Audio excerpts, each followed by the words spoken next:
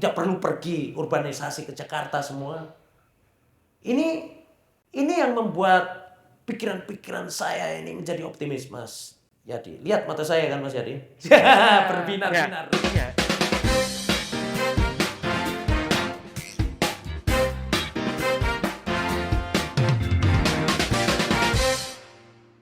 Sobat Ngobsdul, kita ketemu lagi.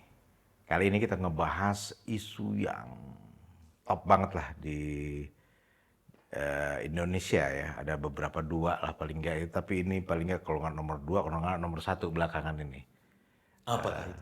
Soal koperasi. Koperasi ini apa, Bang? koperasi Desa Kelurahan Merah Putih yang lagi dipersiapkan kayaknya nih, belum operasional gitu ya.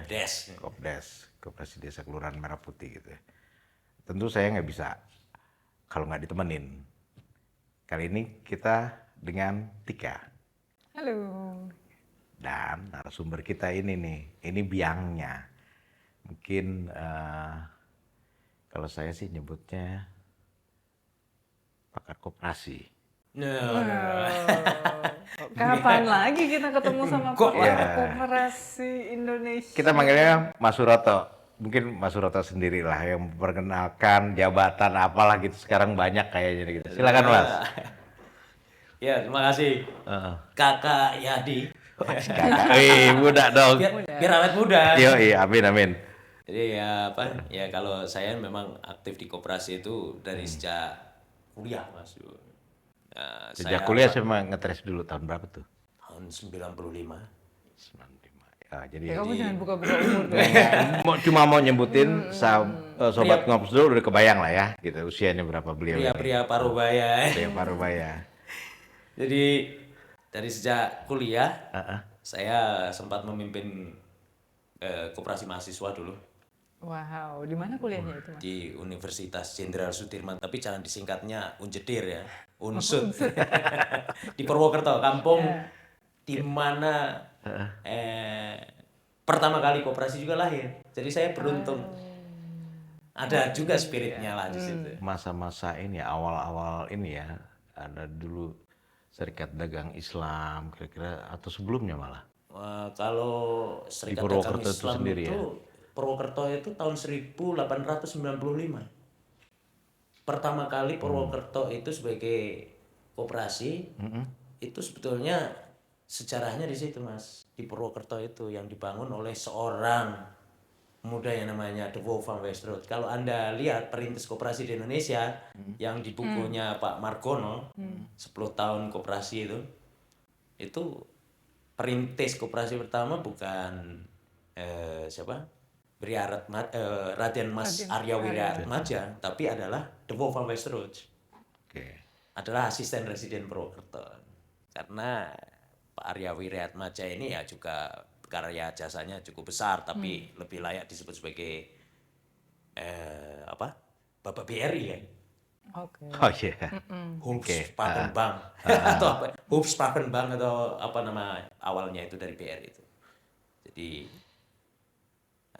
sejarahnya malah menarik. Itu saya kebetulan juga serius meneliti sejarah koperasi dan saya pernah menuliskan di jurnal Prisma itu perjalanan sejarah koperasi dari sejak zaman kolonial sampai reformasi. Nah, saya ketemu satu hal yang menarik dari ide koperasi di Indonesia itu adalah sebetulnya awalnya ingin dikembangkanlah model koperasi itu sebagai tabungan masyarakat. Terus kemudian pemerintah kolonial bilang, no, jangan pakai tabungan. Makanya dilarang, bahkan uangnya itu disuruh kembaliin. Jadi tabungan, terus dana-dana masjid yang kan Pak Arya Wiratmaja juga kan sebagai Patih Purwokerto kan bekerja untuk asisten residen Purwokerto ini. Uangnya yang sudah dikumpulkan itu dikembalikan lagi. Dan kalau kenapa nggak boleh? Karena dugaan saya itu karena itu juga ada Snok Hungronye itu kan staf ahli dan staf khusus yang cerdas sekali. Itu menyurati secara khusus kepada De Wolf. De Wolf ini agak bertentangan banyak sama Snok Hungronye. Intinya adalah jangan kamu gunakan uang tabungan itu, karena kalau menggunakan uang tabungan akan menciptakan kemandirian. Oke. Jadi Nah, sengaja kalau ada dirancang. kemandirian ekonomi, Itu secara berbahaya. mentali itu dia akan punya keberanian politik untuk melawan pemerintah kolonial. Jadi bisa ditekan lagi. Itu temuan yang saya dapatkan dari pelajaran sejarah koperasi awal. Terus kemudian di masa selanjutnya kan Itu ada. juga yang membuat Mas Suroto tertarik dengan urusan perkoperasian. Sebetulnya salah satunya, tapi saya sebenarnya dari sejak SMA saya sudah mulai tertarik sama lembaga ini. Tapi saya melihat dengan realitas dan buku-buku koperasi yang saya baca ini kok beda gitu loh. Itu yang bikin saya Bedanya apa yang terjadi di realita? Realitanya koperasi di Indonesia itu kebanyakan kan koperasi palsu. Ini yang zaman kapan dulu nih? Mungkin ada periode-periode kali. Ya, Ada koperasi itu kalau waktu saya masih SMA dulu kan KUD. Koperasi Unit Desa. Saya pernah mendatangi manajer KUD di kampung saya. Lantas, Ini bukan koperasi. Kenapa? Karena saya datang ke kantornya itu, Mas. Saya ceritakan ini. Waktu saya SMA itu kan di Merauke. oh jauh. Saya pikir Purwokerto nih. Purwokerto tempat kuliah. Oke. SMP, SMA saya sempat di Merauke, Mas. Masa kecil saya di Aceh, yang panjang lah kalau diceritain nanti nggak jadi cerita koperasi malah cerita Ini dari barat ke timur romantisme nih. masa lalu. Iya, oke. Jadi KUD ini kok cuman bagi ini apa namanya, kalau zaman dulu itu sirup itu Orson ya. Terus gula 1 kilo. Terus orang tua saya suruh menerima itu sebagai bagian dari keuntungan KUD. Sementara saya lihat bisnis KUD ini banyak. Itu yang bikin saya emosi. Saya datangin itu ketua manajernya ya, bukan ketuanya, manajer KUD. Koperasi nggak benar. Terjadilah perdebatan di sini. Tapi beliau ini seorang sarjana, terus malah beliau bilang gini. Dan itu ternyata sarjana lulusan dari Purwokerto waktu itu. Universitas Wijaya Kusuma. Jadi nggak jauh-jauh juga sebenarnya ada. Unsut Wilayah Kulon, Unpiku, Universitas Wijaya Kusuma. Nah itu saya kaget juga kok, beliau itu ternyata orang asli situ. Terus kemudian saya juga tidak pernah bercita-cita bahwa saya akan kuliah di Unsut waktu di Purwokerto. Tapi itu juga apa ya? Saya memang dari sejak kecil itu suka melakukan pembelaan terhadap ini, Mas.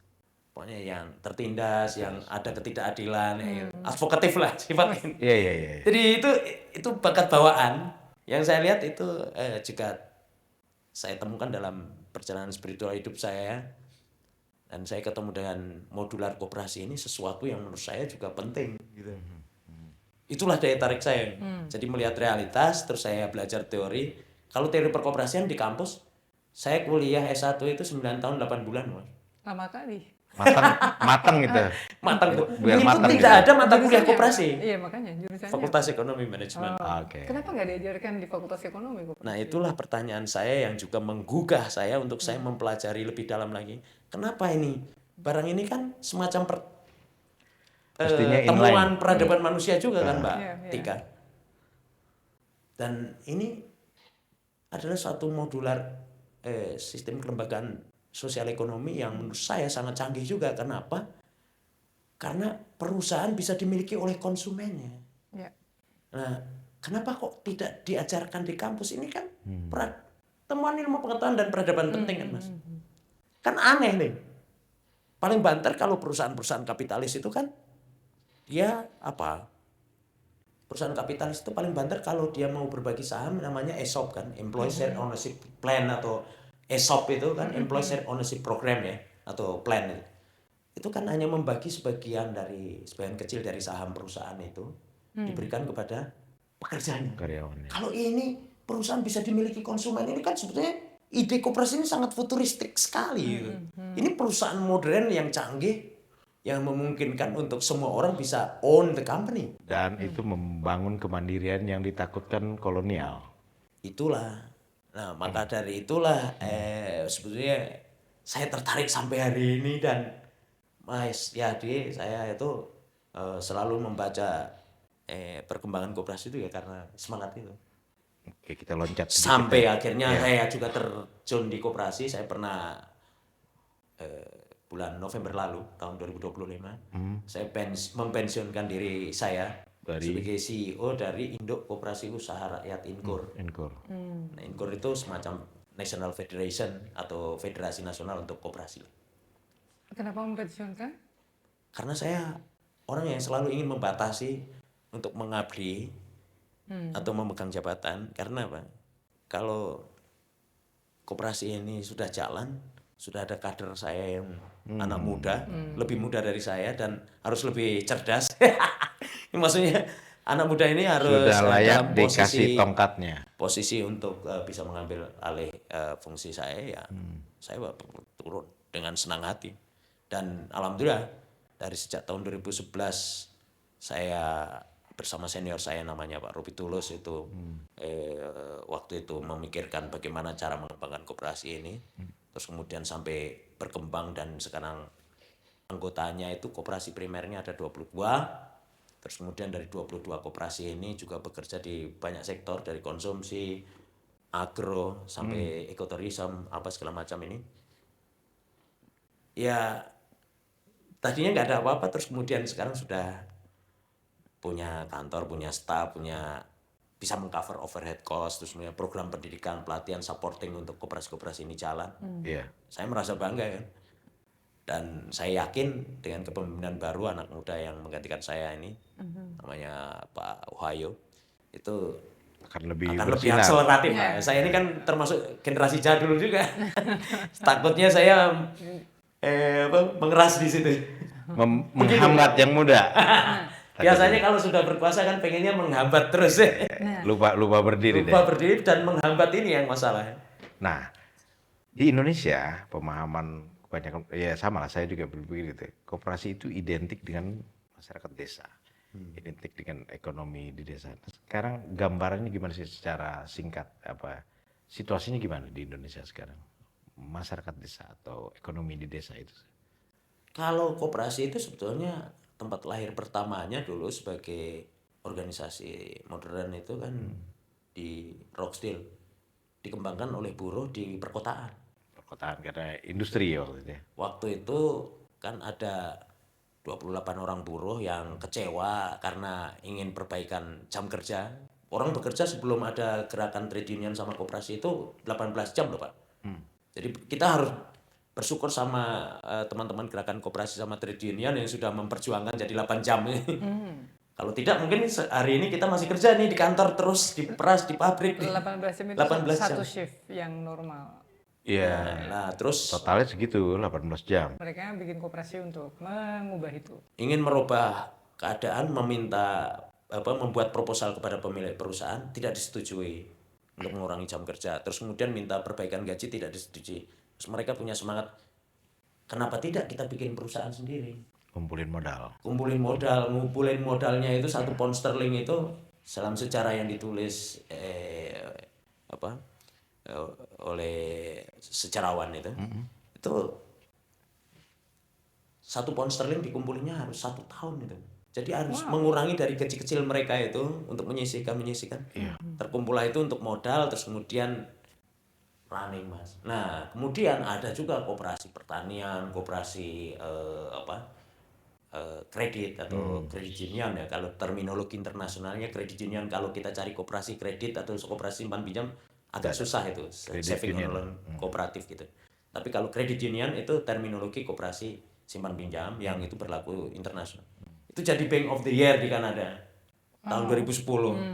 Di Prancis itu Bank Populer itu juga itu semacam kredit union seperti itu jadi Bank of the Year di sana. Kalau di desa, saya waktu tahun 2019 sebelum pandemi itu kan saya sempat ke Kanada. Itu di kota Quebec, di provinsi Quebec, bukan kota Quebec, tapi di provinsi Quebec itu koperasi itu menguasai hulu sampai hilir dari pertanian. Namanya La Fedre atau koperasi Solio ini memang bergerak di sektor pertanian.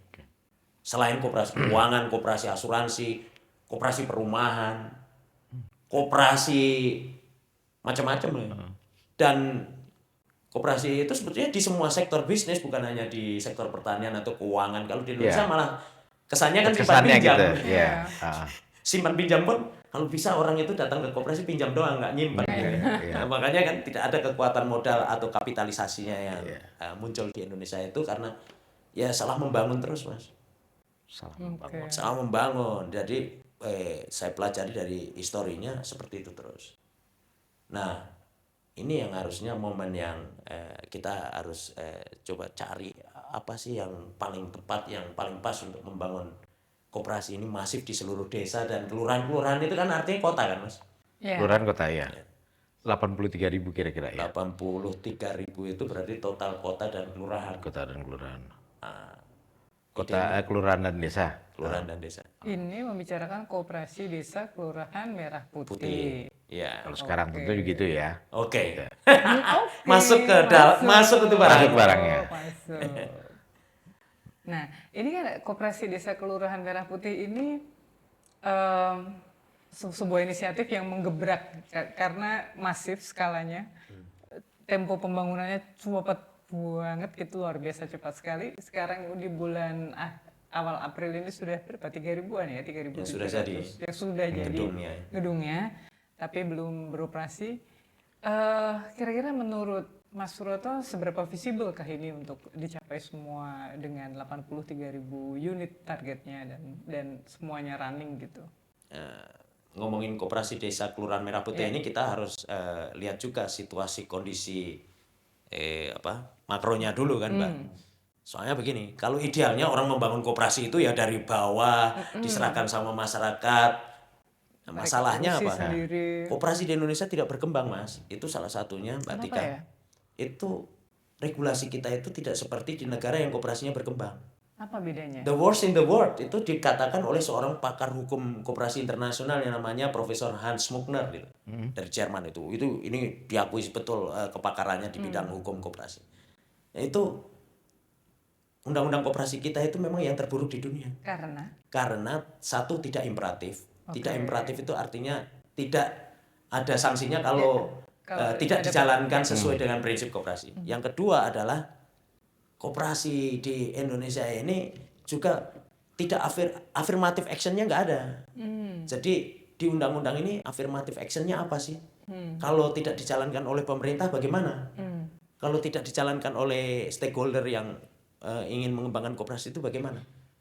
Sehingga tidak bisa itu idealnya bottom up itu nggak bisa. Tidak bisa, apalagi historinya kan koperasi ini dipersepsikan yang namanya koperasi itu adalah selalu identik dengan simpan pinjam misalnya.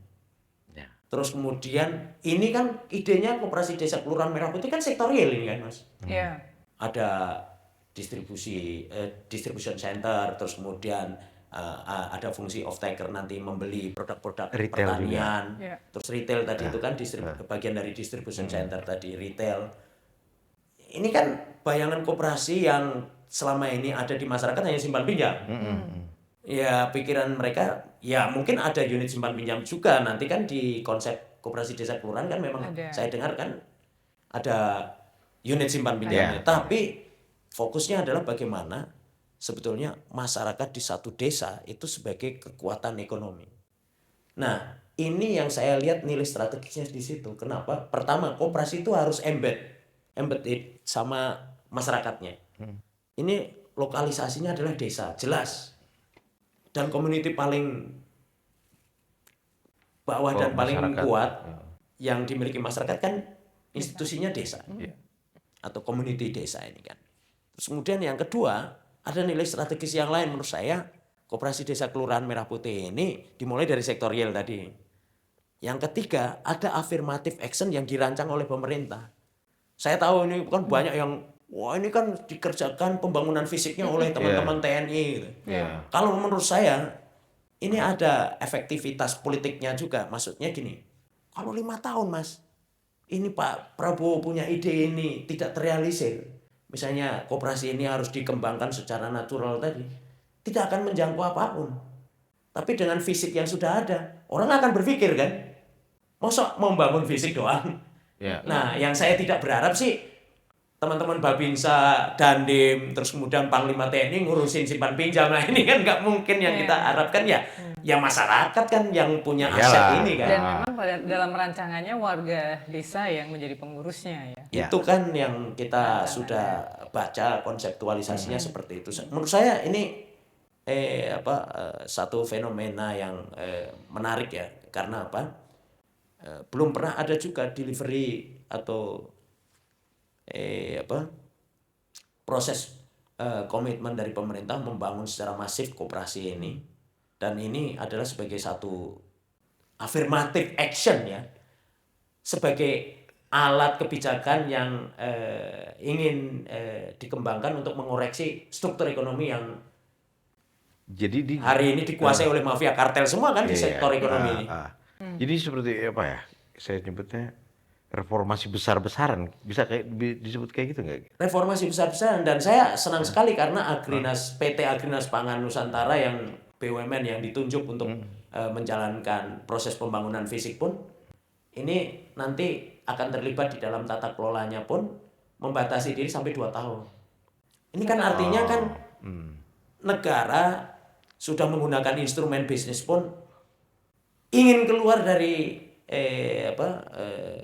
proses pengelolaan yang state oriented atau negara oriented, nggak berlama-lama, ini cuma transisi kali ya, tapi akan ditransisikan ke masyarakat. Ini kan luar biasa ini, artinya ada proses top down-nya. Oke, idenya memang top down. Saya juga tidak suka koperasi top down itu, tapi kalau itu sebagai affirmative action dan kemudian ini pemerintah juga sudah melakukan proses pengurangan sekaligus peranan setelah ekosistem dan juga physically dari atau infrastruktur dari koperasi ini jalan. Menurut saya ini yang harus justru disambut oleh masyarakat. Bagaimana ini betul-betul menjadi koperasi yang benar kan gitu Mas. Dan itu jadi pancingan buat masyarakat terlibat. Betul. Saya setuju sekali Mas Yadi. Jadi suatu perubahan besar ini biarkanlah berkembang menjadi diskurs publik gitu. Pasti akan terjadi. Suatu yang harus kita hargai dari membangun koperasi adalah demokrasi kan. Demokrasi itu kan yang paling utama adalah menjamin kebebasan orang untuk berpendapat. Berpendapat saya setuju, saya tidak setuju.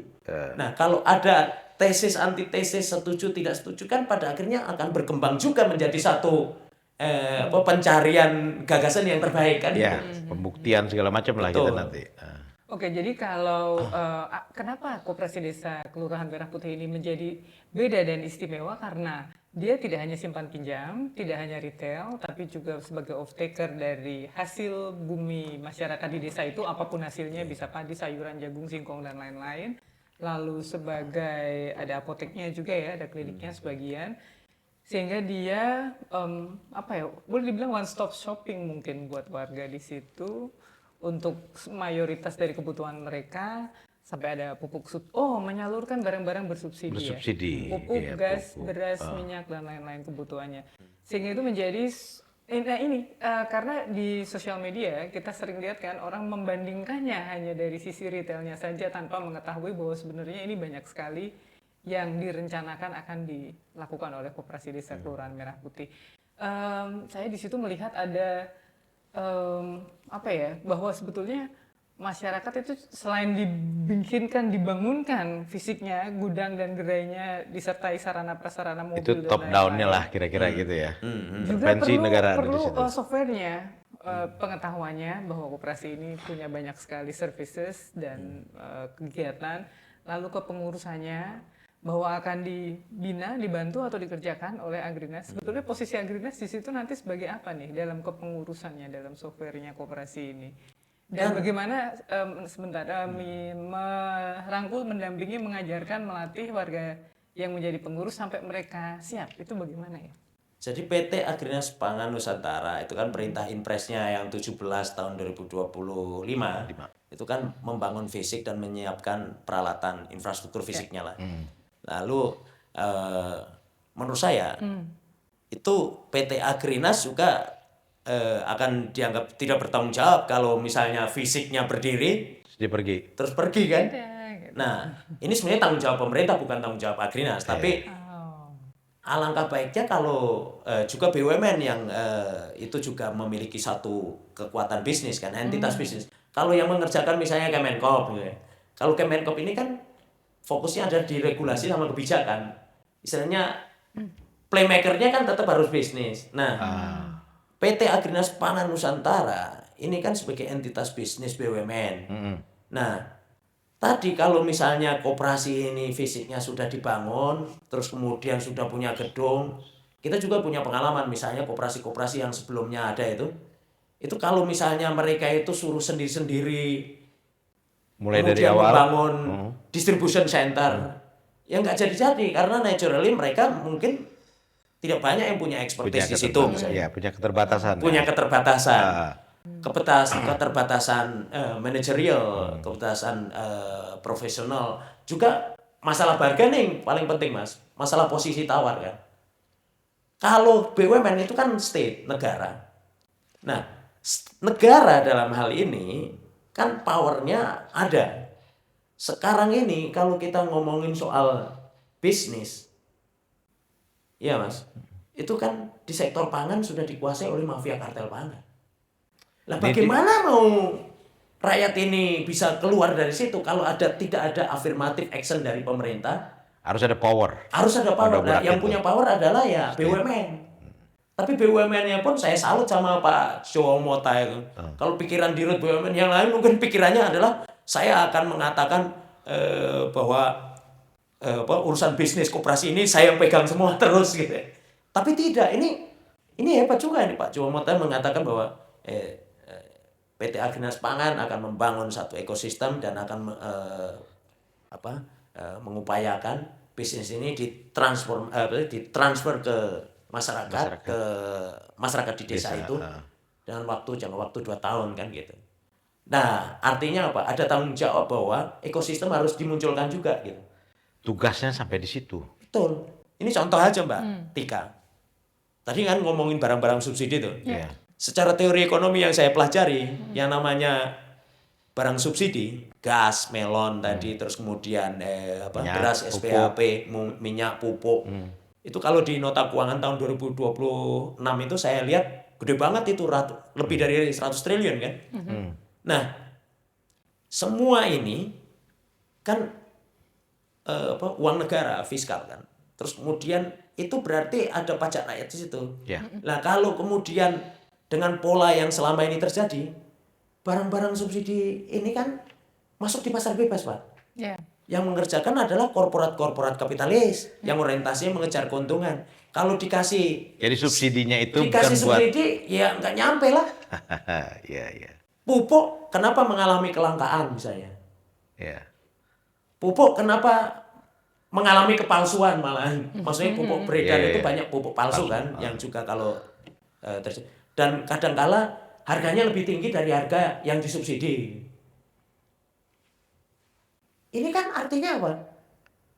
Memang barang-barang subsidi itu adalah barang-barang publik. Barang-barang publik yang menimbulkan selisih harga yang karena disubsidi oleh negara tadi, oleh fiskal kita.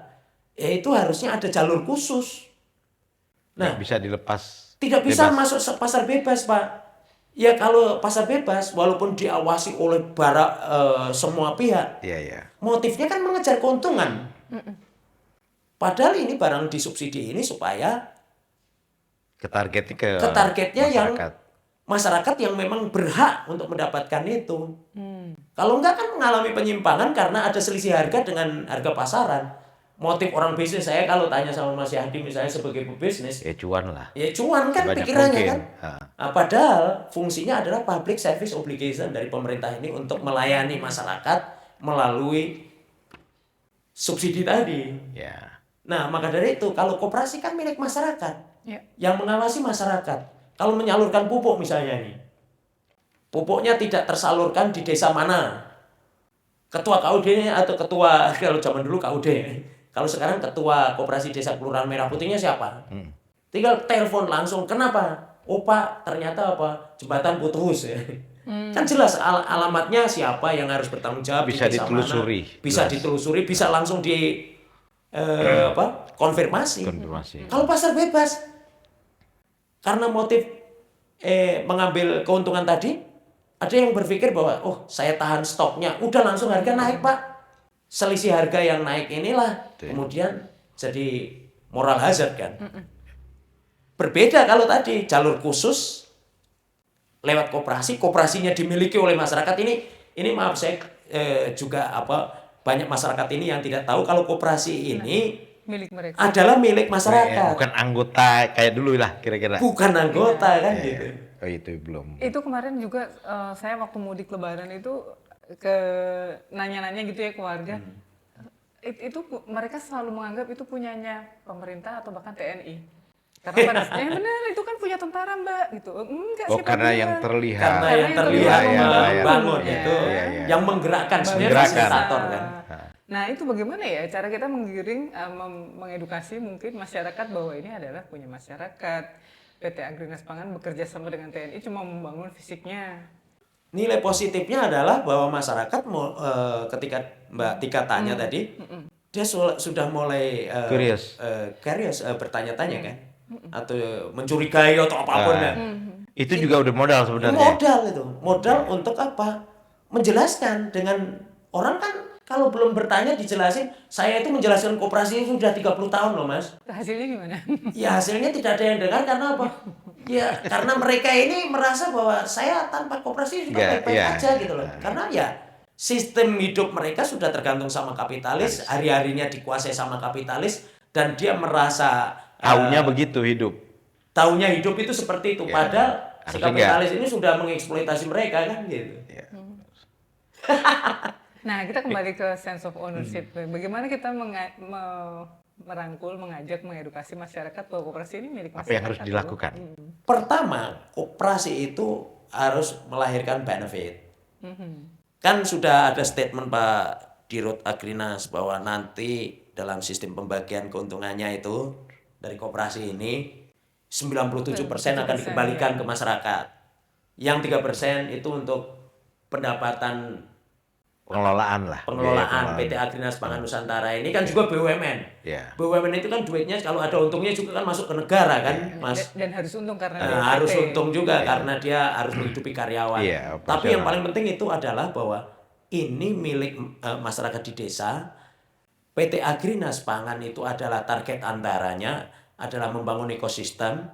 Terus kemudian keuntungannya ini kembali ke mereka. Kalau mereka akan mendapatkan keuntungan, pancing aja kalau menurut saya. Jadi ada satu masyarakat di situ misalnya dapat TSAU di sini tidak disosialisasi dulu. Nanti kan akan tanya itu. Terus ini kok kamu dapat pembagian keuntungan aku enggak?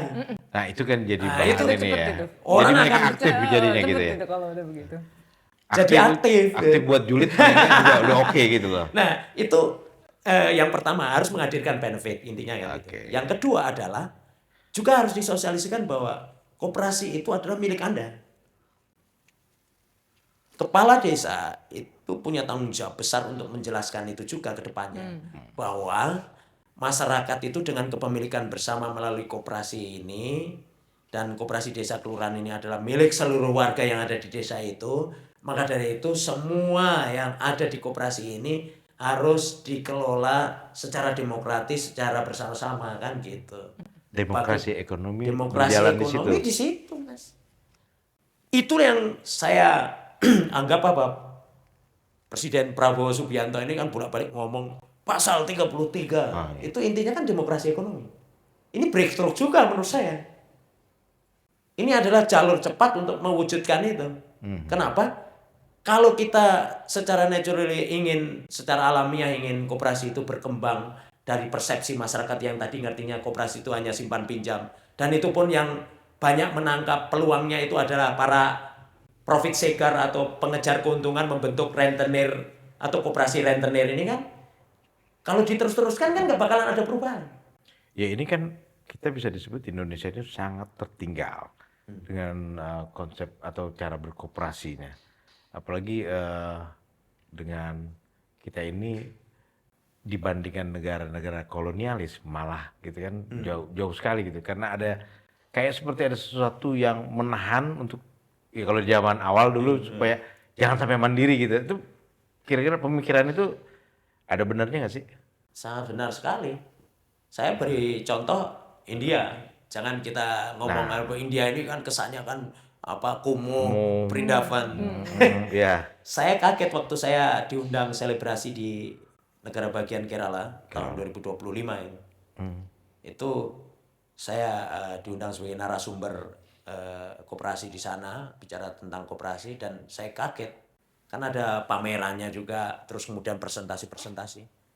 Koperasi di sana itu masif dan menghidupi masyarakat. Contoh yang paling membuat saya itu terkagum adalah IFCO, Indian Farmer Fertilizer Cooperative Organization. Koperasi yang itu usahanya adalah awalnya itu memiliki pabrik pupuk. Nah, pabrik pupuknya ini dimiliki oleh para petani-petani ini sebagai anggota Mulai koperasi. dari pabrik. Dari pabrik pupuk. Makanya saya juga ingin sekali tuh Pak Prabowo punya breakthrough juga suatu saat pupuk Indonesia atau itu. BUMN pupuk Indonesia dikoperasikan aja, dimiliki oleh petani, itu akan berkembang seperti IFCO ini. Itu pabriknya besar-besar di mana-mana, dan petani merasa bangga, senang karena apa? Karena apa? Pupuk ini di dalam kendali dia kan. Sesuatu yang Anda tidak miliki tidak bisa Anda kendalikan, Pak. Ya BUMN milik kita, tapi kan petani ini kan tidak punya akses untuk mengambil keputusan bahwa produksinya harus sekian, Petani kebutuhan tentu telah diserobot jauh oleh para ya itulah ya. Profit seeker. Mafia kartel pangan ini ya, mafia kartel inputan dari pertanian. Sistem pertanian itu atau agroindustri itu kan sebetulnya kan pertama adalah orang yang bekerja di basis on farm atau bisnis budidaya. Itu kan kalau yang namanya petani hanya berada di budidaya, dia pasti ditekuk dengan harga pupuk. Pasti akan ketekuk lagi sama harga inputan yang lain lah, benih apa segala macam kan gitu, Mas. Bahan-bahannya. Bahan-bahan. Kenapa? Karena yang punya usaha-usaha penyaluran barang-barang ini adalah bukan mereka. Ini kan sesuatu yang terpisah. Iya. Nah, setelah mereka panen, bisnis processing sama marketingnya, yang itu menghasilkan margin keuntungan yang besar, juga bukan punya mereka. Dan mereka juga tidak punya hak kontrol. Dikerjakan oleh siapa? Mafia kartel pangan.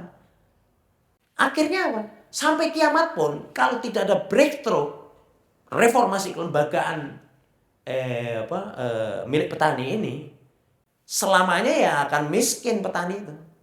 Dan semakin hari akan semakin turun. Ini kan sudah degenerasi kan. Degenerasi itu maksudnya generasi petani semakin menurun, terus kemudian tanahnya semakin mengguram. Itu kan hasil-hasil riset yang sudah terbuka sekali. Bahwa kita mengalami gurumisasi karena lahan kepemilikan petaninya semakin menyempit, terus motivasi anak-anak muda untuk bertani juga sudah tidak ada karena tidak menguntungkan kan gitu. Nah, koperasi desa kelurahan Merah Putih ini harusnya nanti jadi instrumen ini juga untuk merubah sistem kelembagaan sektor pertanian. Kalau gapoktan itu kan informal dan itu hanya lembaga formal yang dibentuk secara sementara, secara ad hoc, terus kemudian kepemilikannya itu ya hanya sekedar kumpul, nanti kalau kamu kumpul saya salurin saprotan, sarana produksi pertanian kan gitu, Mas. Ini kan tidak merubah apapun. Nah, saya melihat contoh yang kasus yang Lavedre yang sekarang namanya jadi Solio yang ada di Quebec tadi. Itu petani itu menjadi petani susu yang menjadi pemilik pabrik susunya.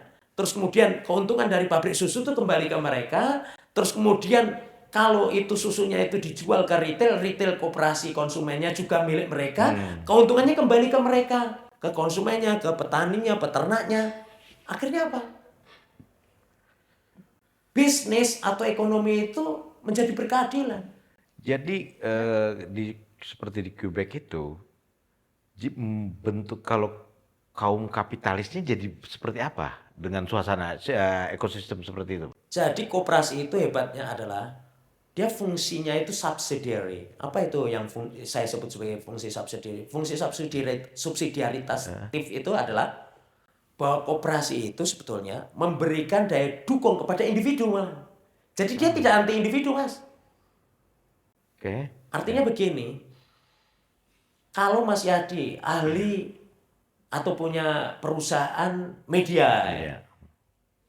terus kemudian koperasi ini butuh bagaimana cara mensosialisasikan sesuatu yang efektif kepada masyarakat supaya masyarakat itu bisa membacanya cepat, bisa menganalisanya cepat melalui basis usaha media ini. Kan koperasi tidak perlu, koperasi pertanian ini mendirikan usaha media. Kerjasama sama perusahaan Pak Yadi, selama Pak Yadi ini bekerja profesional, memberi manfaat buat koperasi kan akan tumbuh. Jadi koperasi itu kelembagaan yang sangat mungkin kalau dibandingkan dengan luar negeri, tadi Mas Yadi udah mancing ya. Kita sama Singapura misalnya. Agak dekat dikit lah ya. Agak dekat. Tetangga kita yang paling dekat dengan Singapura. Singapura itu punya yang namanya National Trade Union Cooperative. Itu koperasi konsumsi atau koperasi konsumen. Anggotanya sekarang ini sudah jutaan. Warga Singapura itu sekitar 7 jutaan ya kalau nggak salah sekarang ini ya statistiknya. Itu kurang lebih 5 jutaan itu anggota dari koperasi konsumen ini. Dan itu mall, supermarket sampai minimarket itu Koperasi punya. 62% market share-nya itu dikuasai oleh koperasi, Pak. Keuntungannya kembali lagi ke konsumen dengan prinsip buy more get more. Siapa yang belanja lebih banyak di situ dia akan mendapat keuntungan lebih besar. Bayangkan bandingkan sama tempat kita, Pak. Dikuasai duopoli itu terus kan. Artinya apa? Duopoli minimarket ini masif seluruh desa, seluruh ini. Tapi yang memperkaya diri Mereka. Iya. bukan membuat kekayaan masyarakat tumbuh, tapi kekayaan individu. Ini kan yang harus terobos. Kalau masyarakat kita biarkan, ya mungkin mereka enjoy bisa belanja ke minimarket ini karena menyajikan banyak pilihan. Tapi keuntungan ini jangan lihat hanya keuntungan. Kalau sampai mereka monopoli, mereka yang akan mengatur harga. Itu yang saya sebut sebagai predatory pricing. Artinya apa? Dia akan memiliki kekuatan bahkan membeli negara, Pak. Mengunci distribusi buat mereka. Iya, negara pun bisa dipengaruhi karena dia punya kekuatan uang yang besar nanti kalau sudah monopoli kan. Dan lama-lama ketergantungan juga. Produsen-produsen, supplier-suppliernya juga pasti akan kecewa. Kenapa? Karena mereka pasti akan, kalau kamu tidak nurunin harga untuk saya jual ke konsumen saya akan pindah ke ini. Itu kan predatory pricing, artinya merugikan konsumen, merugikan pengusaha juga, produsen juga, dan juga merugikan negara. Ekonomi negara diatur oleh mereka ini. Bahkan mereka bisa sabotase, di gudang tidak dikeluarkan barangnya, itu sudah bisa mendorong inflasi, Pak. Nah, kalau dimiliki oleh sistem distribusinya ini koperasi, ini kan akan mencegah ini semua terjadi. Dan sejarah kapitalisme itu kan begitu kan, Pak. Bahwa segelintir orang menguasai, terus kemudian membeli kekuasaan, membeli kebijakan, membeli undang-undang. Itulah yang membahayakan. Kita kan nggak ingin itu masa depan anak cucu kita ya. Ya, saya belum menikah, saya belum punya anak ya. Tapi pikiran saya itu anak cucu bangsa Republik yang sudah itu diperjuangkan ini mau diserahkan sama segelintir orang terus. Ya artinya kan hampir 100 tahun itu nggak bergerak kooperasian di kita. Bisa dibilang gitu ya kalau... Sudah 135 tahun? Iya, itu kan nggak... 130 tahun? Iya, nggak... Ya begitu-begitu aja gitu. Itu karena apa? Kita ini sebetulnya zaman kolonial itu, Mas. Itu kan ada yang disebut dengan dualisme ekonomi. Dualisme ekonomi itu rakyat pribumi ini itu hanya berada di usaha-usaha pertanian kecil-kecil, pinggiran. Petaninya juga disebut marhen ini, hanya punya alat kecil, lahan kecil. Terus kemudian teknologi tidak punya. Sementara pemerintah kolonial orang Eropa ini yang menjajah kita ini, dia membangun perkebunan dengan sistem manajemen yang lebih maju kan gitu. Terus kemudian perdagangan kita juga tidak kuasai kan gitu. Pribumi ini kalau dagang ya paling jualan pikulan gitu. Itu kan digambarkan oleh Bung Hatta, oleh Bung Karno sebagai penderitaan rakyat kan gitu. Nah, Undang-Undang Dasar 45 pasal 33 terutama yang selalu di-quote sama Pak Presiden Prabowo Subianto ini kan demokrasi ekonomi. Apa itu demokrasi ekonomi? Adalah alat untuk membuat rakyat demos ini itu menjadi pemilik dari perusahaan. Jadi supaya produksi, konsumsi, sama distribusi itu di dalam kuasa mereka. Kan gitu Mbak. Ya, di dalam kuasa mereka semuanya ya. Nah, itu apa alat modularnya yang paling canggih adalah koperasi. Tidak ada Pak perusahaan ya rata-rata kalau perusahaan korporat kapitalis ya milik pribadi, milik satu orang. Kalau bisa saya monopoli itu lebih bagus. Supaya yang lainnya mati. Itu kan hukum persaingan. Kalau koperasi itu kan hukum kerjasama. Itu bedanya koperasi sama korporasi kan di situ Pak. Nah, berarti next step yang sangat krusial adalah menjelaskan ini, membuat para pengurus dan masyarakat desa paham akan esensi koperasi ini sebetulnya milik warga dan lain sebagainya. Ya, tugas Mas Yahdi ya. Yang punya tugasnya Mas Suroto juga jadi narasumbernya gitu loh. Jadi bagaimana kita mendekatkan pemikiran-pemikiran ini ke masyarakat ya. Ya, dan bahasanya harus lugas. Seringkali juga kan banyak orang ini kan juga belajar teori koperasi tapi juga bukan praktisi. Itu kadang ketika menyampaikan koperasi itu dalam bahasa teoretikal itu kan juga nggak nyampe ke masyarakat di bawah kan. Nah, saya berharap sih gerakan civil society masyarakat ini dan juga terutama teman-teman di kampus ini ya harus menjadi bagian dari proyek besar ini gitu loh. Jangan ini dibiarkan ini jadi proyek yang mangkrak gitu. Dan ya kita tahu lah sekarang itu kan manajemennya supaya cepat dikerjakan sama teman-teman TNI. Saya melihatnya ini kalau suatu yang realistis. Realistis kan kayak BUMDes sudah dibangun 15 tahun lalu. Alokasi uangnya setiap tahun mungkin dialokasikan melalui Musdes itu. Ya. Tapi kan tidak terjadi akselerasi. Kenapa? Ya karena hukum organiknya ini dalam sesuatu yang ingin ditumbuhkan dari sesuatu yang organik, tapi dalam situasi yang sudah sangat kapitalistik, liberalistik, penetratif, mereka itu punya power Pak. Korporat kapitalis yang menguasai seluruh sektor ekonomi ini kan powernya udah terlalu besar. Ya, gimana mereka mau berhadapan? Peran pemerintah melalui BUMN bekerja sama-sama koperasi inilah jalur yang tepat. Dan bahkan kalau menurut Undang-Undang Anti Monopoli Mas Yadi, baca Undang-Undang Anti Monopoli Mbak 3 itu di pasal 50 sama 51. Koperasi dan BUMN itu bahkan boleh monopoli Kak, sudah ada eksepsinya. Dan ini jangan sampai ada yang merubah ya. Ini sudah saya dengar-dengar udah ada keinginan untuk upaya merubah ini. Karena apa? Karena ini dianggap bahaya kalau dipakai. Mereka mungkin akan merasa terganggu. Sebetulnya tidak usah takut terganggu. Selama bisnis itu juga mau berbagi. Kalau mau kaya sendiri ya jangan jadi warga negara Republik Indonesia lah. Kita ini kan membangun bangsa untuk membangun kemakmuran masyarakat, bukan kemakmuran individu. Satu hal penting itu. Sekarang waktunya udah harus mau berbagi kalau mau tetap hidup. Kasar katanya gitu. Betul sekali. Soalnya apa? 100 juta rakyat Indonesia hari ini kekayaannya itu sama dengan 4 keluarga konglomerat. Kalau kita biarkan chaos Pak. Chaosnya itu akan menghancurkan seluruh sendi-sendi kehidupan berbangsa dan bernegara, bukan hanya merugikan secara ekonomi gitu. Kalau orang hidupnya menderita ini banyak sekali kita biarkan dan pemerintah juga tidak bisa berbuat apapun. Terus ini semakin akumulatif, semakin konsentratif kekuatan ekonominya. Itu kan berarti kekuatan politiknya juga semakin kuat. Korporat itu kalau dia menguasai aset-aset sampai semakin besar.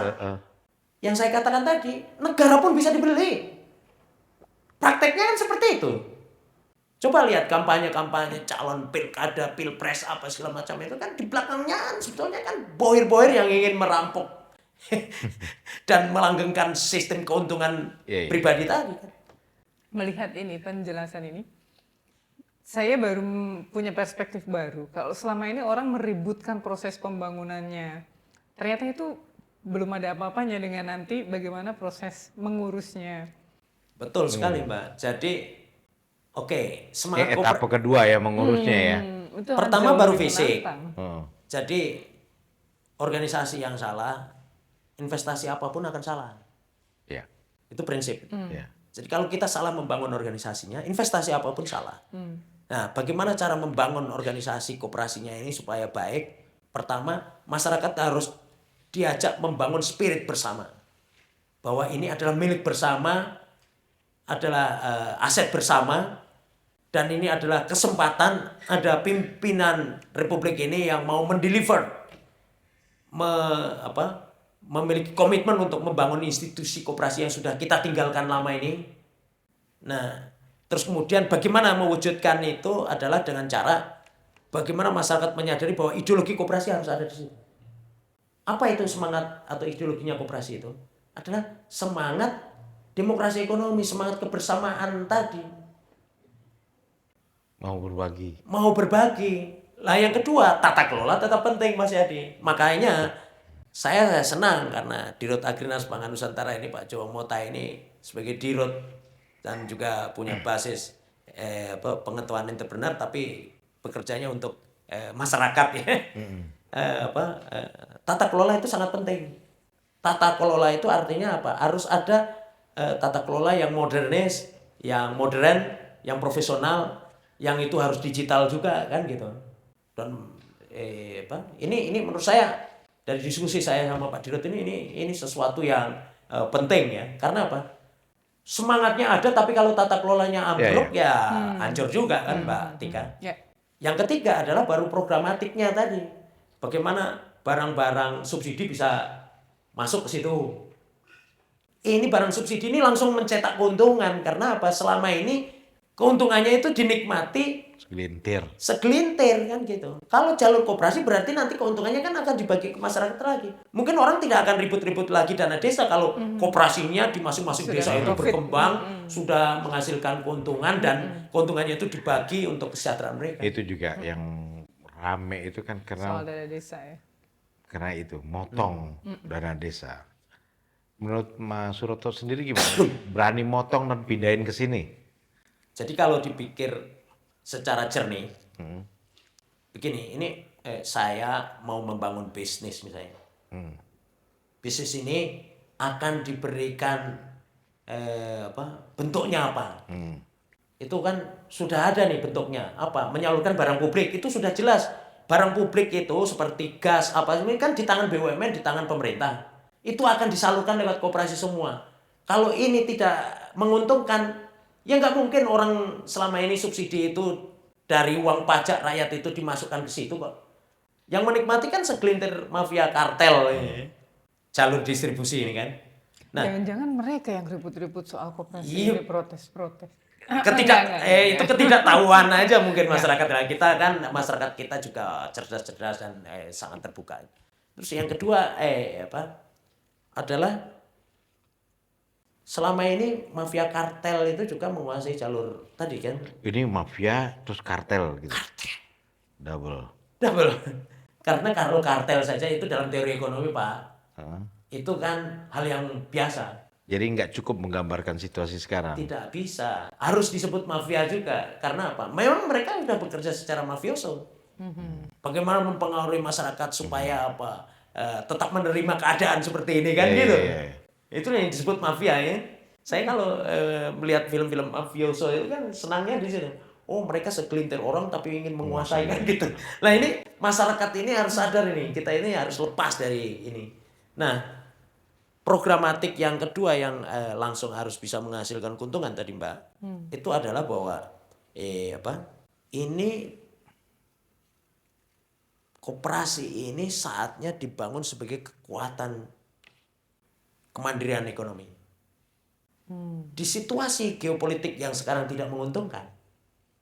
Ini kan kondisi geopolitik yang terjadi sekarang ini kan semua negara punya strategic defense. Ingin bertahan dengan kekuatannya sendiri kan. Ingin survive. Ingin survive. terus kemudian hubungan-hubungan bilateral semua terganggu, hubungan-hubungan dagang juga kan terganggu banyak. Apalagi dengan tarif Trump itu kan, semua orang merasa semua negara itu ingin supaya mendapat keuntungan tapi dapat tekanan kan bagaimana? Tekanan politiknya juga kuat, misalnya Amerika ini menekan kita itu kan kita sebetulnya kalau kita kuat, lebih kuat dari Amerika pasti kita berani. Mau presidennya siapapun pasti akan berteriak lantang. Tapi presiden ini kan realistis, kalau kita menolak terus kemudian secara politik diganggu secara serius, nggak jadi jalan. Dilempar rudal kita juga nangis kan, ya itu namanya bukan petarung kan gitu. Petarung itu kan harus tahu kekuatan lawan, kekuatan kita gitu kan. Baru kita bertarung serius kan gitu.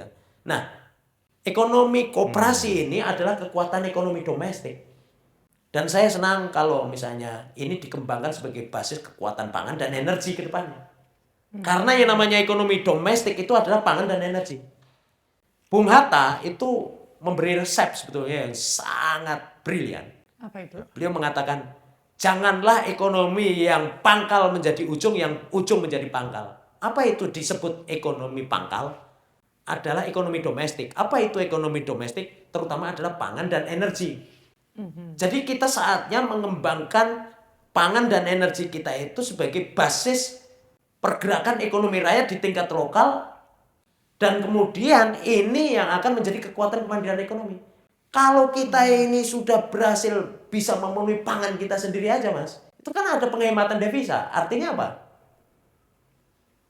Ya. Artinya kita tidak harus mengejar ekspor. Itu sudah terjadi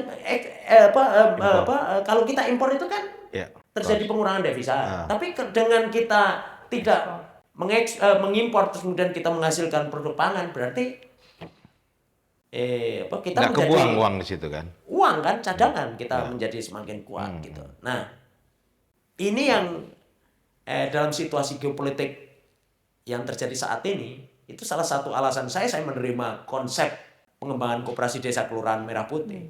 Kalau idealnya kita menunggu lama secara organik kita numbuhin koperasi. Saya sudah mengembangkan koperasi juga 15 tahun. Bagus lah. Ya bagus. Juga bermanfaat. Dan tapi apa yang terjadi, Mbak? Kekuatan ekonominya kalau tidak ada keperpihakan negara di dalamnya seperti ini juga. Begitu mudah disapu oleh kapitalis. Jadi cuma riak-riak kecil aja gampang kesapu gitu. Jadi masa saya harus nunggu sampai saya mati nih, nanti koperasi juga masih akan tetap seperti ini. Saya ingin ini menjadi satu yang tadi Mas Yadi sama Mbak Tika katakan, ini gagasan revolusioner ya. Breakthrough gitu. Breakthrough. Mas Roto punya koperasi ya bersama teman-temannya, mungkin sudah berjalan lancar 15 tahun profit. Di beberapa tempat juga sudah ada koperasi-koperasi yang meskipun tidak banyak dan tidak masif, tapi mereka jalan profit juga. Ini nanti bagaimana posisinya dengan Kopdes? Inilah harusnya jadi benchmark. Kenapa yang tidak ada fasilitas afirmasinya ini juga jalan? Kita harus pelajari. Jadi koperasi desa kelurahan itu kan juga sebagai entitas bisnis kan nanti akan berkembang terus. Masa hanya menjual sembako terus sudah 10 tahun misalnya kan. Mungkin idenya Mas Yadi datang ini harus bikin media juga. Udah bikin film gitu bikin film koperasi ya. Yeah. Anak-anak muda ini kan harus diajak juga untuk membangkitkan ekonomi kreatif berbasis koperasi desa kelurahan Merah Putih kan. Jadi misalnya di desa saya sudah ada koperasi, lalu nanti bagaimana posisinya dengan Kopdesko Merah Putih? Oh, maksudnya posisi itu yang sudah nih. Koperasi itu fungsinya adalah sebagai subsidiary tadi. Subsidiary itu artinya apa? Pensupport pelengkap dari individu. Jadi kalau hadirnya koperasi itu di situ malah merusak dan mengganggu kehidupan individu-individu secara pribadi-pribadi, itu berarti koperasi itu juga nggak benar. Koperasi itu datang bukan untuk menganiaya individu, tapi untuk membangkitkan kekuatan individu. Jadi harus kita pahami koperasi itu alat untuk menolong individu masing-masing dengan cara kerjasama. Jadi self-help through mutual help. Jadi aku ingin menolong diriku melalui cara-cara kerjasama. Bersama-sama inilah itu yang azas membuat gotong royong itu. Azas gotong royong itu kita sebenarnya menghidupkan nilai lama. Yang harus kita bahasakan apa? Mungkin gotong royong ini sudah kurang catchy atau gimana? Kurang Gen Z. Kurang Gen Z. Mbak Tika lah yang nanti harus mereformasi peristilan ini supaya enak didengar. Mungkin pidatonya ya jangan anak-anak Gen Z itu udah nggak punya itu gotong royong itu tuh udah jauh dari mereka kali. Jangan-jangan kosakata itu sebenarnya sudah tidak ada takutnya hilang gitu loh. Anak sekarang ngomongnya kolaboratif. Saya itu sering mendengar kata kolaborasi. Kolaborasi itu sebetulnya kan collaborate itu artinya apa? Ada kompromi. Saling mendukung. Kolaborasi saling mendukung. Saling isi. Tapi yang terjadi kalau kolaborasi itu dibangun dalam iklim persaingan atau doktrin persaingan, persaingan itu akan menghasilkan apa, Mbak? Ada pemenang, ada pemenang, ada yang kalah. Kalau the winner take all, yang menang biasanya ingin mengambil semuanya. Kolaborasi itu kenapa gagal? Karena tidak ada doktrin kerjasamanya. Jadi saya lebih suka menggunakan istilah kerjasama daripada kolaborasi. Kalau kerjasama itu mengandaikan bahwa kita semua sama, equal. Tapi kita datang dengan kelemahan yang kita akui masing-masing, lalu kita berkolaborasi. Kata kolaborasi sebenarnya bahasa tekniknya dari kerjasama. Jangan jadikan kolaborasi sebagai ideologinya atau doktrinnya gitu. Karena apa? Yang ingin dirubah oleh koperasi itu adalah doktrin persaingan yang menghasilkan konflik mengekskalasi jadi perang ini ingin apa? Dirubah oleh koperasi dengan konsep kerjasama, dan kerjasama ini akan menjawab kebutuhan membangun masyarakat yang penuh perdamaian. Jadi kalau di desa saya sudah ada koperasi, maka bekerja samalah dengan Kopdeskel Merah Putih. Semua bisnis yang ada di desa itu harus tertolong oleh koperasi juga. Jadi contohnya nih. Jadi carilah cara supaya bisa bekerja sama. Kalau ada satu outlet koperasi desa Kelurahan Merah Putih ini di situ tokonya ini kan akan didistribusi oleh jalur distribusi yang khusus untuk ini kan yang akan dibangun PT Agrinas Pangan ini. Itu artinya kan berarti kan PT Agrinas Pangan bekerja sama dengan prinsipal pemilik produk-produk termasuk produk rakyat yang ada di desa-desa itu yang dikurasi dengan baik terus kemudian didistribusikan ke sini ke koperasi-koperasi ini. Nah, koperasi ini outletnya kan cuma satu di satu desa. Masa orang mau beli gula 1 kilo misalnya harus ke koperasi padahal koperasinya jauh, kan nggak mungkin, Mas. Nah, itulah toko-toko ini yang ada ini nanti diberikan dengan harga grosirnya. Dan itu sistemnya kalau digital bisa dikelola semua. Itu juga berlaku buat toko-toko kelontong. Toko-toko kelontong itu nanti diregistrasi, tapi kan sekarang ini kan tidak mudah juga membangun DC. Tiba-tiba dibebankan PT Agrinas Pangan untuk membangun ini tahun ini harus selesai. Itu juga pasti butuh proses. Saya yakin 83.000 itu nanti ya juga akan banyak dinamikanya. Tapi kalau kita tidak memulai dan penuh keyakinan kita akan bisa membangun ini, ya tidak akan terjadi, Mas. Ganti situasi politik bisa bubar. Apalagi yang berpikir untuk menggagalkan ini, di belakangnya sudah ada pikiran-pikiran yang tadi dipengaruhi oleh desain opini yang dibangun oleh para mafia kartel kan gitu. Emang siapa yang berusaha menggagalkan ini? Ya, yang jelas orang yang ingin kaya sendiri. Usaha-usahanya apa Mas yang sudah dilakukan? Ya, kalau saya contoh yang saya sudah terbuka itu sudah disampaikan oleh Pak Menteri itu kan duopoli antara Alfamart Indomaret misalnya. Itu kan jelas sekali Pak Menteri Muhaimin mengatakan ini membunuh UMKM. Dikatakan membunuh loh, Mas. Dan itu sebetulnya tugas dari KPPU, Komisi Persaingan Usaha, yang harus menegakkan undang-undang anti monopoli. Saya sebetulnya tidak anti untuk orang bisnis kemudian dilarang-larang, enggak. Menteri Desa, Menteri Koperasi juga kan katanya stop. Di stop perizinannya karena apa? Mereka itu sudah masuk dalam kategori monopoli. Kalau monopoli itu melanggar undang-undang anti monopoli. Jadi di stop karena dia akan mengganggu. Dia kalau sudah monopoli itu bisa predatory pricing. Predatory pricing itu artinya apa? Merusak semuanya. Merusak semuanya permainan. Nah tadi membahas tantangan berikutnya. Itu salah satu contoh. Yang lain kan pupuk apa segala macam kan. Tantangan terbesar mungkin di tata kelola. Setuju nggak Mas? Betul. Semangat iya. kebersamaan, terus kemudian memahami gagasan ini sebagai gagasan ingin mewujudkan keadilan ekonomi, demokrasi ekonomi istilah Mas Yadi tadi. Kan perekonomian disusun ya. Disusun itu harus dilakukan rekayasa supaya masyarakat ini jangan begini-begini terus nih. Bukan tersusun. Kalau kita disusun ya. Kan perekonomian disusun sebagai usaha bersama berdasarkan azas kekeluargaan.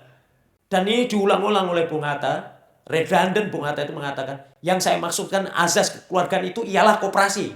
Tegas itu beliau. Bisa baca itu bukunya di Koperasi Membangun Koperasi Mas Yadi. Itu tegas, beliau itu berulang-ulang di artikelnya itu mengulang-ulang itu. Ini kita nggak ada jeda ya, dengerin Mas Suroto terus bicara yang kayaknya. Aduh sorry, saya terocos terus nih jadi. Enggak, itu jadi sesuatu yang saya mau nanya nih jadinya nih. Berapa tahun tuh ya? Dari awal 90-an awal perjuangan Mas Suroto dengan koperasi itu sampai sekarang tahun 2026 ada perubahan nggak yang perubahan harapan atau mungkin dulu capek, aduh belum bisa nih, ada harapan baru nggak di tiba-tiba ada upaya merevolusi kehidupan ekonomi masyarakat, terutama di desa gitu. Kalau nggak ada harapan ya saya nggak akan mendukung Pak. Kalau nggak ada harapan, saya berharap ide ini tertransformasi betul-betul tertransmisikan ke masyarakat. Bahwa ini adalah ide yang mulia, ide yang besar, ide yang ingin merubah kesenjangan struktural, ingin merubah ekonomi yang hanya dikuasai elit dan berputar-putar di Jakarta. Tapi ini akan menjadi putaran ekonomi di masyarakat lokal, akan memberikan pekerjaan-pekerjaan di masyarakat lokal, tidak perlu pergi urbanisasi ke Jakarta semua. Ini yang membuat pikiran-pikiran saya ini menjadi optimis, Mas Yadi. Lihat mata saya kan, Mas Yadi. Berbinar-binar. Iya, itu kan. Ini pertanyaan saya sebenarnya Mas Suroto itu perwakilan dari banyak Suroto-Suroto yang lain. Saya rasa yang belum nongol. Saya nggak tahu ini.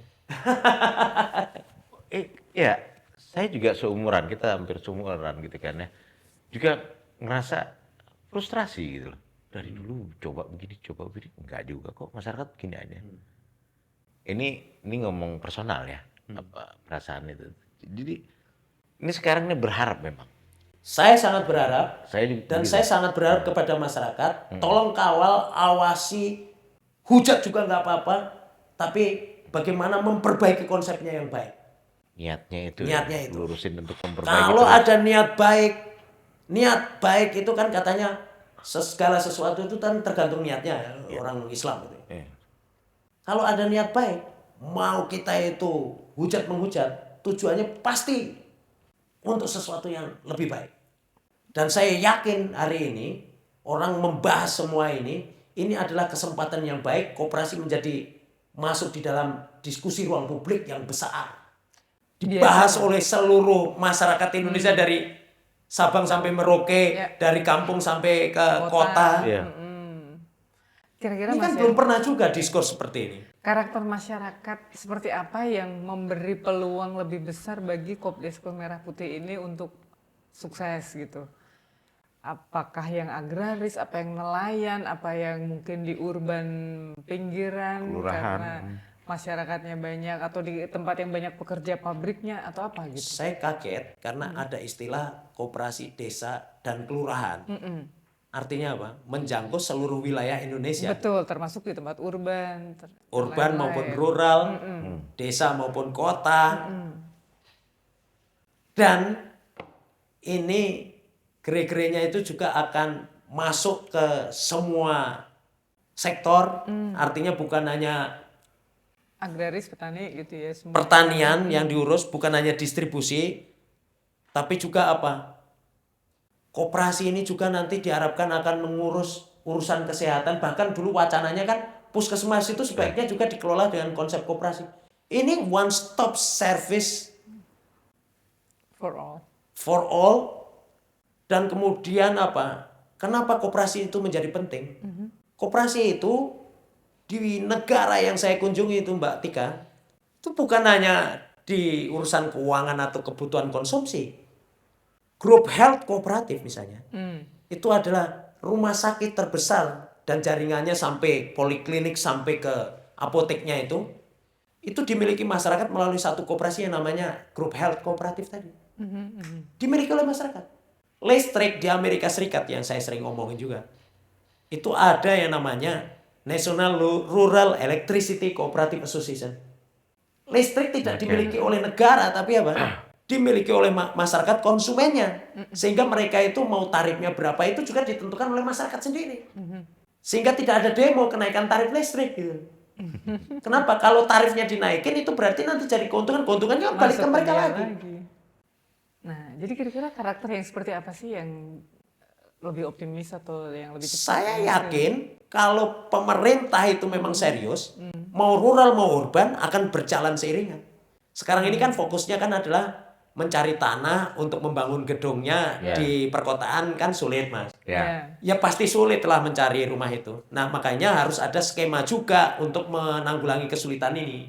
Nah, ini tugas Agrinas Pangan Nusantara yang ditugaskan untuk membangun fisiknya. Saya kira kenapa tidak misalnya sekaligus membangun koperasi di tingkat perkotaan ini, di atasnya dibangunkan. Kan Pak Prabowo kemarin habis dari mana itu? Thailand. Stasiun Senen. Oh, Senen ya. Kan beliau juga merasa prihatin melihat apa itu?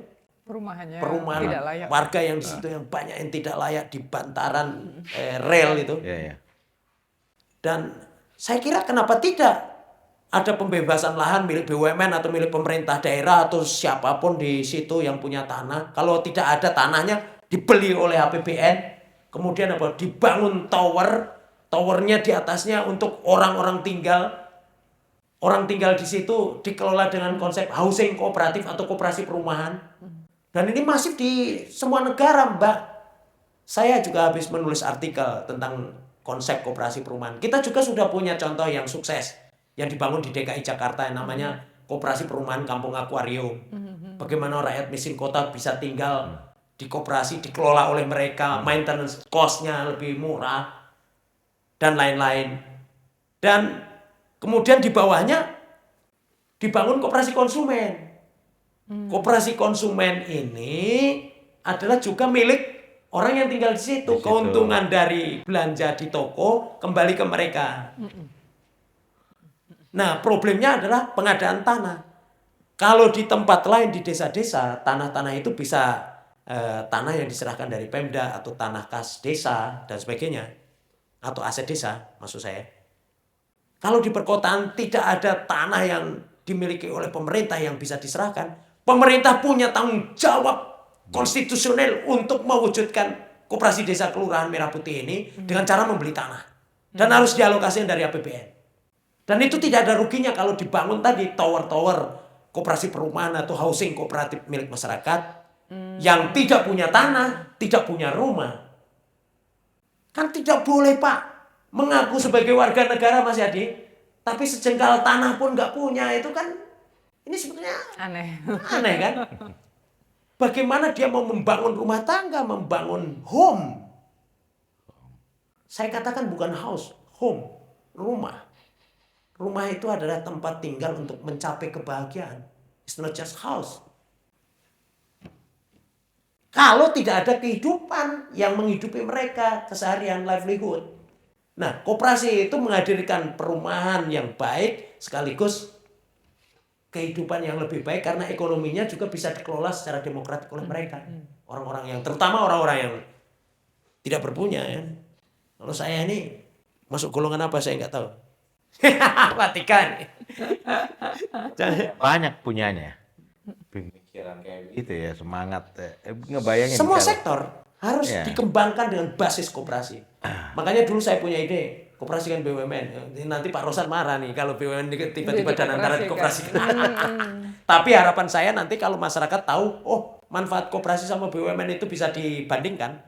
Mungkin satu saat nanti, mungkin saya sudah meninggal, tapi podcast ini mungkin ada yang nonton nanti. Pasti mereka akan menuntut, kenapa tidak ya BUMN kita koperasikan juga? Supaya langsung manfaatnya bisa langsung dirasakan. Ini make sense juga sih pemikiran gitu kan. Ke masa depan. Kalau ide saya ini saya sampaikan sekarang mungkin banyak yang menolak. Tapi belum saya siap apa yakin. menolak. Nggak tunggu generasinya ganti. Ini juga soal persiapan juga banyak hal dengan merevolusi seperti ini tentu ada hal orang yang sudah atau kelompok yang sudah nyaman dengan ini. Pertanyaannya, oh enggak ya, mereka mulai mau berbagi entah seberapa banyak kayak gitu. Kalau nggak dilindas zaman, nah zamannya itu yang harus kita bikin. Tugas Gitu, sejarah. maksudnya gitu, kebayang ya gitunya. Tugas kita adalah untuk menciptakan sejarah. Bukan hanya mengingat-ingat masa lalu kita yang penuh perjuangan, tapi tugas kita adalah membentuk sejarah dan koperasi ini, koperasi Desa Kelurahan Merah Putih ini, menurut saya adalah satu peluang untuk melakukan perubahan terhadap sejarah Republik Indonesia yang sampai dari zaman kolonial saya pelajari itu sampai hari ini belum mengalami proses transformasi sama sekali. Struktur ekonomi kita, rakyat kita, itu kalau kita ngambil statistik yang disampaikan oleh Kementerian UMKM, Mbak, pelaku usaha mikro alias gurem, alias hidup segan mati sungkan ini, itu jumlahnya 64 juta. Kalau di persentase, ditambah yang kecil lah, bukan hanya mikro, itu 99,6%. Usaha menengah sama usaha besarnya, itu hanya hitungan puluhan ribu. Dan itu artinya hanya 0,4%. Artinya struktur ekonomi kita ini dari sejak zaman kolonial sampai hari ini, pelaku ekonominya itu tidak berubah. Makanya apa? Kita juga kesulitan untuk mencarikan anak-anak muda ini pekerjaan. Kalau koperasi ini bisa dibangun dengan baik dan kita komitmen sama konstitusi demokrasi ekonomi itu, ini selesai, Pak. Selesai, Mas Yadi. 19 juta lapangan pekerjaan. Lebih Jangankan dari 19 juta. Rakyat Indonesia itu bisa dijamin bisa bekerja semua. Kalau kita mau mengakselerasi ini, koperasi itu bukan hanya outletnya yang dilihat. Tapi cara hidup kita ini semua dikoperasikan. Jadi koperasi itu memang udah harusnya menjadi arus besar. Iya, way of life. Ya. Dan bagusnya lagi koperasi ini ketika dunia sekarang sedang menderita peperangan. Peperangan kan saya sebut tadi sebagai eskalasi dari konflik. Konflik itu muncul karena kita itu selalu mendoktrinkan persaingan. Antar negara bersaing. Walaupun ada kerangka kerjasama ekonomi, sebenarnya kerangka persaingan. Nah, koperasi ini dalam prakteknya nanti juga yang akan merubah wajah dunia. Kenapa? Karena enhance to cooperate. Tiap kemana-mana manusia Indonesia ini akan menjadi apa? Juru damai karena mengajak kerjasama.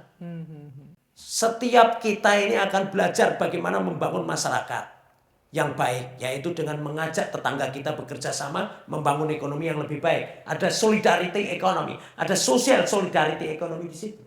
Dan ini kalau dia bereskalasi akan menjadi dunia yang damai, Mas.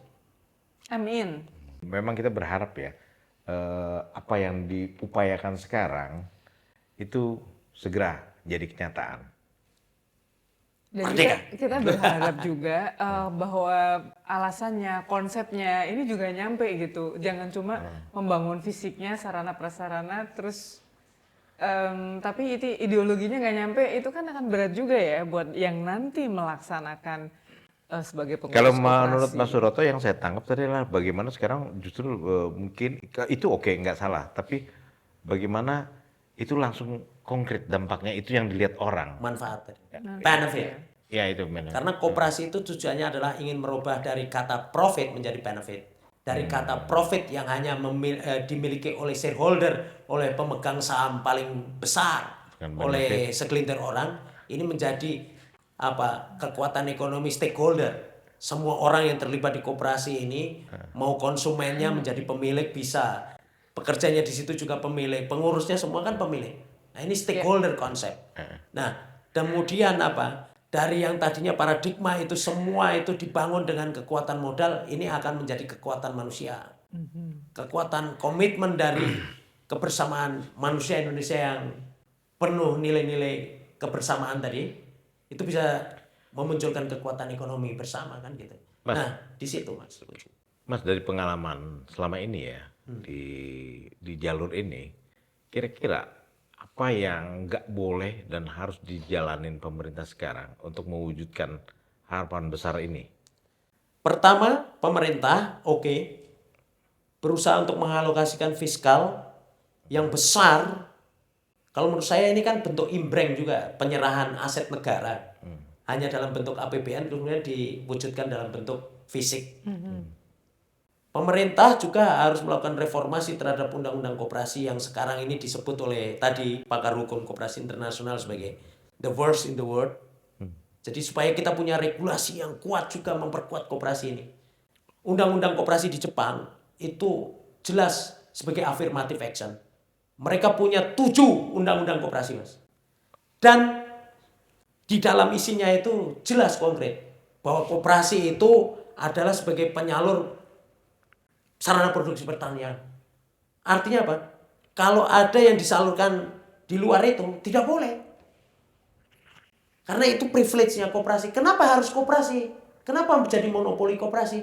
Karena koperasi tujuannya adalah untuk menciptakan keadilan dan kemakmuran bersama, bukan keadilan bukan hanya kemakmuran individu.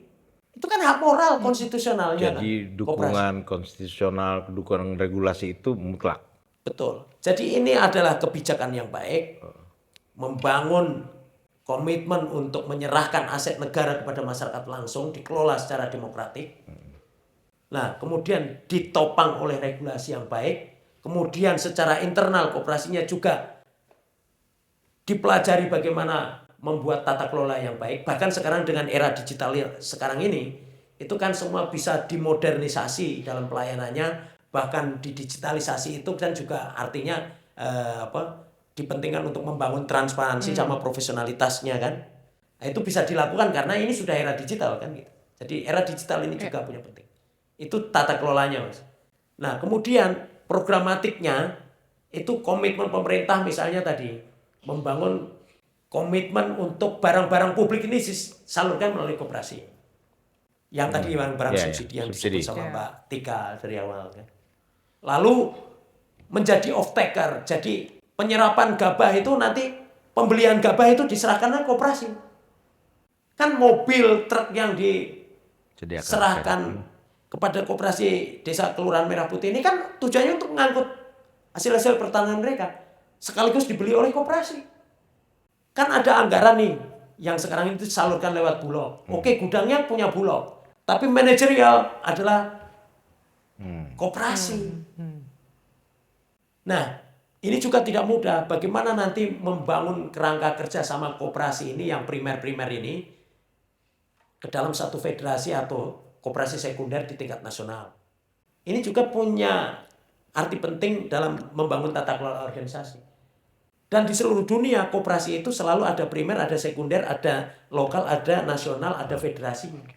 Dan federasi ini fungsinya subsidiari ke bawah. Dia tidak boleh doing business yang tidak punya keterkaitan dengan koperasi di bawahnya. Oke, Mas. Kenapa? Karena kalau tidak, kayak di Indonesia ini, banyak induk koperasi tidak jalan. Bahkan induk koperasi unit desa itu, induknya bisnis apa, primernya bisnis apa? Nggak nyambung. Harusnya apa? Prinsip subsidiaritas itu, apa-apa yang tidak bisa dikerjakan oleh koperasi sendiri-sendiri, itulah yang dikerjakan oleh induknya. Tapi apa-apa yang sudah bisa dikerjakan oleh primer-primernya, itu tidak boleh juga dikerjakan oleh induknya. Itu akhirnya terjadi sinergi mutual subsidiary tadi. Nah itu Mas ya, itu dari, soal tata kelola organisasi. Ya, itu dari satu sisi. Ya. Yang jelas sisi yang sebelah sana, mafia kartel itu, lantas harus diapain? Itu secara alamiah, bisnis mereka juga akan berubah. Jadi kita itu dengan membangun koperasi itu tidak perlu kita memaki-maki orang lain juga. Tapi kalau kita bisa membuat praktek yang terbaik, menghadirkan manfaat yang baik, itu dengan sendirinya mereka juga akan berubah. Kalau tidak berubah, mereka akan ditelan zaman juga. Justru sebenarnya ini memberi kesempatan mereka juga, memancing mereka juga untuk, yuk, coba pelajarin, sesuaikan. Betul sekali. Termasuk tadi prinsipal-prinsipal produk itu kan mereka akan lebih bahagia. karena tidak tergantung pada satu kekuatan monopoli, duopoli dari distribusi ini tadi. Negara yang beli. Negara, kalau negara itu juga merugikan pengusaha-pengusaha yang sudah mapan, itu juga nggak benar. Mereka ini kan juga sudah berkontribusi terhadap bangsa dan negara ini dalam menghidupkan ekonomi kan, memberikan pekerjaan dan lain-lain. Jadi kita bukan anti yang kaya, tapi jangan serakah. Itu clear ya. Ya. Kita bukan anti yang kaya, tapi apa? Kita anti keserakahan. Kita bukan ingin membangun ekonomi memperkaya individu, tapi kita ingin membangun ekonomi dan kekayaan bersama. Amin. Clear ya. Ada yang mau ditanya lagi? Clear. Kayaknya udah banyak ya, udah cukup kali ya. Mau tambah lagi? Kalau kopi nih, ngopinya 3 gelas kayaknya saya bisa lanjut sampai pagi, Pak. Oh, bisa diadakan 2 gelas lagi dipanggil. Wah. Oke, Mbak Suroto, makasih banyak ya. Thank you Mas ya, Mbak Tika. Mau hadir Luar biasa. sini ngelewatin macet parah gitu. No. Oke, Sobat Ngopsdul, itu deh kira-kira uraian dari Mas Suroto tentang apa yang sedang dilakukan pemerintah melalui Agrinas Pangan Nusantara dengan membangun, mencoba membuat apa ya, kalau kata Dirotnya itu kemarin menyalakan lilin-lilin kecil Di desa. di desa di pelosok negeri sehingga cahaya itu menyebar kemana-mana. Dan udah jelas persoalannya nggak sekedar membangun gerai, membangun fisik gerai itu sendiri atau menyediakan sarana prasarananya, tapi banyak hal kompleks lagi yang jauh di dalam itu. Tapi tetap optimis. Pokoknya mindsetnya sekarang mau berbagi. Orang harus, tapi jangan serakah. Serakah, nggak boleh. Oke, sampai ketemu di Ngopsdul berikutnya. Ciao. Bye.